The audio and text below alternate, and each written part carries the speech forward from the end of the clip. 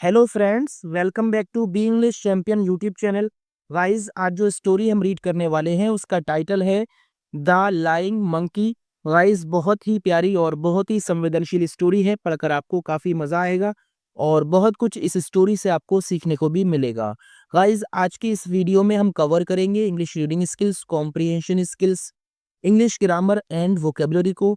तो गाइस, यहाँ पर मैं एक एक वर्ड को पहले इंग्लिश में रीड करूँगा ताकि आप हर एक वर्ड का सही प्रोनाउंसिएशन जान पाएँ, और इसके बाद में हर एक वर्ड का हिंदी ट्रांसलेशन आपको बताऊँगा ताकि आपके लिए इंग्लिश को पढ़ना, समझना और बोलना बिल्कुल आसान हो जाए। आप बिल्कुल आसानी के साथ हर एक इंग्लिश की बुक को रीड कर पाएँ और उसका अच्छे से मीनिंग निकाल पाएँ, उसके सेंस को समझ पाएँ।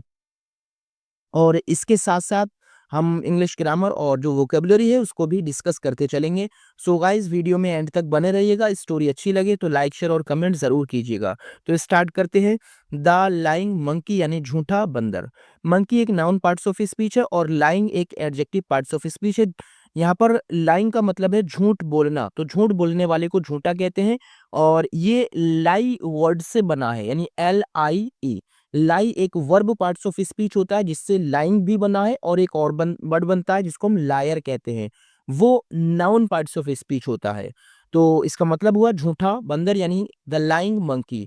तो स्टार्ट करते हैं। Once a ship was caught in a terrible storm. Once यानी एक बार, आ शिप एक जहाज, वॉज कॉट यानी फंस गया था, इन यानी में, अ टेरिबल स्टोर्म एक भयंकर तूफान। एक बार एक जहाज एक भयंकर तूफान में फंस गया था। यहाँ पर वॉज के बाद वर्ब की थर्ड फॉर्म का यूज किया है। तो किसी भी क्रिया के साथ जब वर्ब की थर्ड फॉर्म आती है वो पैसिव वॉइस का सेंटेंस होता है। तो ये पास्ट इंडेफिनिट का पैसिव वॉइस है, और पैसिव वॉइस में स्पेशली एक्शन को इम्फेसाइज किया जाता है यानी एक्शन पर जोर दिया जाता है। तो जहाज का क्या हुआ था, फंस गया था। कहाँ पर, एक भयंकर तूफान में। तो टेरिबल एक एडजेक्टिव पार्ट्स ऑफ स्पीच हुआ क्योंकि तूफान कैसा है, भयंकर है। और शिप सिंगुलर फॉर्म है, तो इस तरह से यहाँ पर जो वर्ब की फॉर्म है वो भी एक सिंगुलर फॉर्म ही है क्योंकि सिंगुलर सब्जेक्ट के साथ सिंगुलर फॉर्म का ही यूज किया जाएगा। तो अ शिप वॉज कॉट यानी फंस गया था, इन अ टेरिबल स्टोर्म एक भयंकर तूफान में। नेक्स्ट है the ship was completely wrecked। The ship यानी वो जहाज, क्योंकि यहाँ पर शिप से पहले ए आर्टिकल का यूज किया गया है, लेकिन बाद में यहाँ पर द का यूज किया गया है क्योंकि यहाँ पर जब पहले यूज किया है तो हम उस जहाज को जानते नहीं है, यानी किसी भी एक जहाज की बात हो रही है तो इसीलिए इंडेफिनिट आर्टिकल का यूज किया है। लेकिन जब आगे हम उसी जहाज की बात करेंगे तो वो उस जहाज से हम परिचित है, तो इसीलिए आगे हर जगह उसके पहले द का यूज किया जाएगा। द शिप यानी वो जहाज वॉज था कंप्लीटली पूरी तरह से, रेग्ड का मतलब है ध्वस्त हो गया यानी टूट गया। जहाज पूरी तरह से टूट गया था, तो रेग्ड भी यहाँ पर वर्ब की थर्ड फॉर्म है। तो ये भी आपका एक पैसिव वॉइस का सेंटेंस है, और यहाँ पर जो कंप्लीटली है वो एक एडवर्ब पार्ट्स ऑफ स्पीच है जो कि क्वालिफाई करता है यहाँ पर रेग्ड को, और रेग्ड वर्ब की थर्ड फॉर्म है। तो ऐसे वर्ड जो किसी भी वर्ब को, एडजेक्टिव को या दूसरे एडवर्ब को क्वालिफाई करते हैं वो एडवर्ब कहलाते हैं। तो जहाज पूरी तरह से रेग्ड यानी ध्वस्त हो गया था। One of the sellers had a pet monkey with him. One of the sellers यानी एक नाविक। तो जब भी ऑफ करके कोई सब्जेक्ट या ऑब्जेक्ट आता है तो उसमें ऑफ के पहले वाला जो वर्ड होता है उसको मुख्य माना जाता है, यानी वन ऑफ करके है तो एक माना जाएगा, टू ऑफ करके दो, थ्री ऑफ करके तीन। इस तरह से यहाँ जो नंबर लिखा होगा मेन वही होगा। तो वन ऑफ द सेलर्स यानी एक नाविक, हैड पास था, आ पेट मंकी एक पालतू बंदर, विद हिम यानी साथ में। तो एक नाविक के पास साथ में एक पालतू बंदर था। Everyone fell into the sea and the monkey was sure that he would drown. Everyone हर कोई, फेल गिर गया, इंटू मीन्स में, द सी समुद्र, एंड और द मंकी बंदर को, वॉज श्योर यानी भरोसा था। श्योर का मतलब होता है विश्वास या भरोसा, दैट की ही वुड ड्रोन वो डूब जाएगा। तो इस तरह से सेंटेंस का मतलब हुआ हर कोई समुद्र में गिर गया और उस बंदर को ये भरोसा था कि वो डूब जाएगा। यहाँ पर भी देखिए, यहाँ ए मतलब आ पेट मंकी लिखा है क्योंकि यहाँ एक निश्चित बंदर नहीं है, लेकिन जब दोबारा से उसी बंदर की बात होगी तो हम उसके पहले आर्टिकल दा का यूज करेंगे। तो इस तरह से इसका मतलब हुआ हर कोई समुद्र में गिर गया और बंदर को ये भरोसा था कि वो डूब जाएगा। तो यहाँ पर जो एवरीवन है वो आपका एक इंडेफिनिट प्रोनाउन है। क्यों है? क्योंकि ये उन लोगों के लिए यूज़ किया गया है जो उस जहाज़ के अंदर थे। तो उनका अपना-अपना कोई नाम होगा, तो वो सब अपने आप में नाउन थे। और जो वर्ड जो किसी भी नाउन की जगह पर यूज़ किए जाते हैं, वो आपके प्रोनाउन होते हैं। तो इस तरह से एवरीवन कौन-सा प्रोनाउन है? Indefinite pronoun. क्यों है? क्योंकि ये अनिश्चित है। इसके बारे में हमें बिल्कुल भी पूरी तरह से हम आश्वस्त नहीं हैं कि किन लोगों की बात हो रही है। हालाँकि जो जहाज़ पर बैठे हैं, उन सभी की बात हो रही है। फेल जो कि वर्ब की सेकंड फॉर्म है, पास्ट का सेंटेंस है ये, समुद्र के अंदर। और यहाँ जो श्योर है वो एक टाइम को दिखाता है। दैट कि ही वुड ड्रोन, ड्रोन का मतलब होता है डूबना। तो इस तरह से इसका मतलब हुआ हर कोई समुद्र में गिर गया और बंदर को ये भरोसा था कि वो डूब जाएगा। Suddenly a dolphin came to his rescue and picked him up. अचानक से, कैसे? अचानक से अ डॉल्फिन केम आई, ये वर्ब की सेकंड फॉर्म है। फर्स्ट होती है कम, सेकंड केम और थर्ड भी कम होती है। टू हिज रेस्क्यू यानी उसके बचाव में। एंड पिक्ड हिम अप और उसको उठा लिया। अचानक से एक डॉल्फिन उसके बचाव में आई और उसको उठा लिया। She dropped him on an island.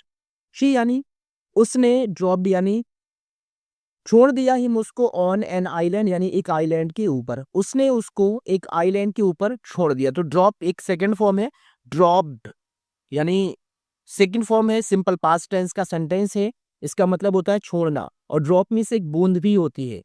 कहाँ छोड़ दिया? एक आइलैंड के ऊपर। आइलैंड क्या होती है? आइलैंड एक भूमि का एक ऐसा हिस्सा जो समुद्र के बीचों बीच होता है।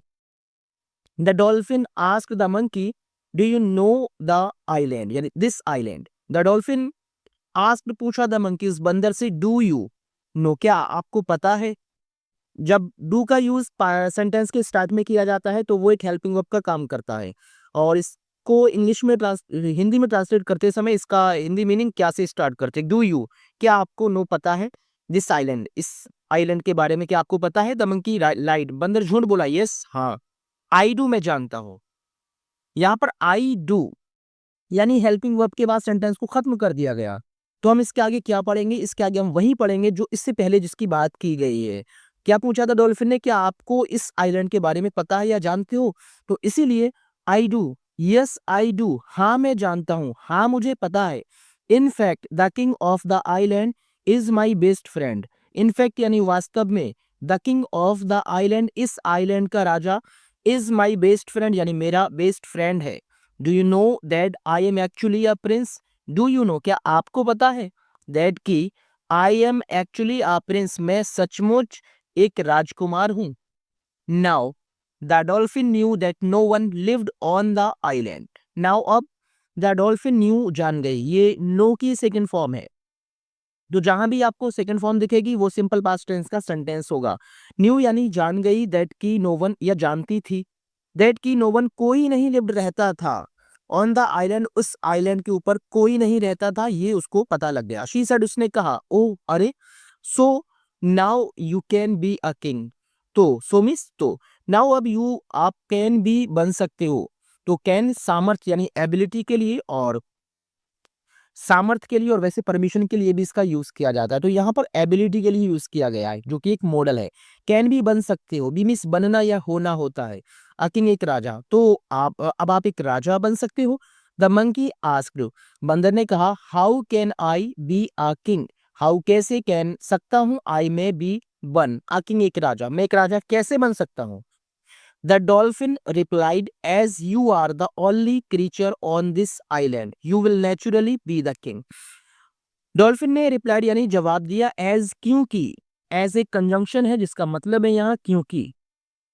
यू आप आर हो, द ओनली क्रीचर यानी एकमात्र प्राणी, क्योंकि आप एकमात्र प्राणी हो या जीव हो, ऑन दिस आइलैंड इस आइलैंड के ऊपर। यू यानी आप, विल नेचुरली स्वाभाविक रूप से, बी बनोगे द किंग राजा। डॉल्फिन ने यह जवाब दिया क्योंकि आप इस आइलैंड के ऊपर एकमात्र जीव हो, आपके अलावा यहाँ कोई नहीं रहता है, तो स्वाभाविक रूप से आप एक राजा बनोगे। The lying monkey was left stranded on the island. The lying monkey यानी झूठा बंदर है। अब झूठा क्यों है? क्योंकि उसने झूठ बोला।